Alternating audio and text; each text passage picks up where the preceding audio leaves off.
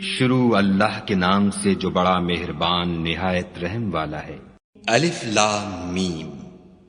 اس میں کچھ شک نہیں کہ اس کتاب کا نازل کیا جانا تمام جہان کے پروردگار کی طرف سے ہے۔ کیا یہ لوگ یہ کہتے ہیں کہ پیغمبر نے اس کو از خود بنا لیا ہے؟ نہیں، بلکہ وہ تمہارے پروردگار کی طرف سے برحق ہے، تاکہ تم ان لوگوں کو ہدایت کرو جن کے پاس تم سے پہلے کوئی ہدایت کرنے والا نہیں آیا، تاکہ یہ رستے پر چلے۔ خدا ہی تو ہے جس نے آسمانوں اور زمین کو اور جو چیزیں ان دونوں میں ہیں سب کو 6 دن میں پیدا کیا، پھر عرش پر قائم ہوا۔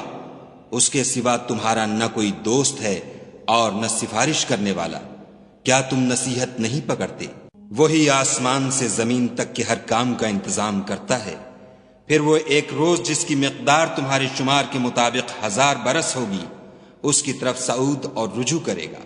یہی تو پوشیدہ اور ظاہر کا جاننے والا اور غالب اور رحم والا خدا ہے، جس نے ہر چیز کو بہت اچھی طرح بنایا، یعنی اس کو پیدا کیا، اور انسان کی پیدائش کو مٹی سے شروع کیا، پھر اس کی نسل خلاصے سے یعنی حقیر پانی سے پیدا کی، پھر اس کو درست کیا، پھر اس میں اپنی طرف سے روح پھونکی، اور تمہارے کان اور آنکھیں اور دل بنائے، مگر تم بہت کم شکر کرتے ہو۔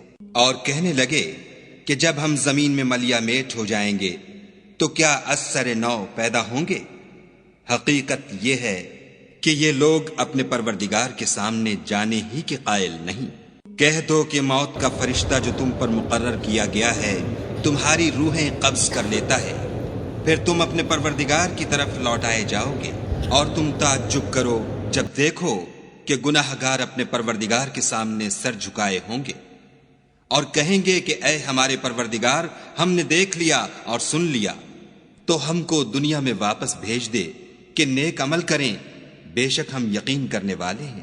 اور اگر ہم چاہتے تو ہر شخص کو ہدایت دے دیتے، لیکن میری طرف سے یہ بات قرار پا چکی ہے کہ میں دوزخ کو جنوں اور انسانوں سب سے بھر دوں گا۔ سو اب آگ کے مزے چکھو، اس لیے کہ تم نے اس دن کے آنے کو بھلا رکھا تھا۔ آج ہم بھی تمہیں بھلا دیں گے، اور جو کام تم کرتے تھے ان کی سزا میں ہمیشہ کے عذاب کے مزے چکھتے رہو۔ ہماری آیتوں پر تو وہی لوگ ایمان لاتے ہیں کہ جب ان کو ان سے نصیحت کی جاتی ہے تو سجدے میں گر پڑتے اور اپنے پروردگار کی تعریف کے ساتھ تسبیح کرتے ہیں اور غرور نہیں کرتے۔ ان کے پہلو بچھونوں سے الگ رہتے ہیں، اور وہ اپنے پروردگار کو خوف اور امید سے پکارتے، اور جو مال ہم نے ان کو دیا ہے اس میں سے خرچ کرتے ہیں۔ کوئی متنفس نہیں جانتا کہ ان کے لیے کیسی آنکھوں کی ٹھنڈک چھپا کر رکھی گئی ہے۔ یہ ان اعمال کا صلہ ہے جو وہ کرتے تھے۔ بھلا جو مومن ہو وہ اس شخص کی طرح ہو سکتا ہے جو نافرمان ہو؟ دونوں برابر نہیں ہو سکتے۔ جو لوگ ایمان لائے اور نیک عمل کرتے رہے ان کے رہنے کے لیے باغ ہیں، یہ مہمانی ان کاموں کی جزا ہے جو وہ کرتے تھے۔ اور جنہوں نے نافرمانی کی ان کے رہنے کے لیے دوزخ ہے، جب چاہیں گے کہ اس میں سے نکل جائیں تو اس میں لوٹا دیے جائیں گے، اور ان سے کہا جائے گا کہ جس دوزخ کے عذاب کو تم جھوٹ سمجھتے تھے اس کے مزے چکھو، اور ہم ان کو قیامت کے بڑے عذاب کے سوا عذاب دنیا کا بھی مزہ چکھائیں گے، شاید ہماری طرف لوٹائیں۔ اور اس شخص سے بڑھ کر ظالم کون جس کو اس کے پروردگار کی آیتوں سے نصیحت کی جائے تو وہ ان سے منہ پھیر لے۔ ہم گناہ گاروں سے ضرور بدلہ لینے والے ہیں۔ اور ہم نے موسیٰ کو کتاب دی تو تم ان کے ملنے سے شک میں نہ ہونا، اور ہم نے اس کتاب کو یا موسیٰ کو بنی اسرائیل کے لیے ذریعہ ہدایت بنایا، اور ان میں سے ہم نے پیشوا بنائے تھے جو ہمارے حکم سے ہدایت کیا کرتے تھے جب وہ صبر کرتے تھے اور وہ ہماری آیتوں پر یقین رکھتے تھے۔ بلا شبہ تمہارا پروردگار ان میں جن باتوں میں وہ اختلاف کرتے تھے قیامت کے روز فیصلہ کر دے گا۔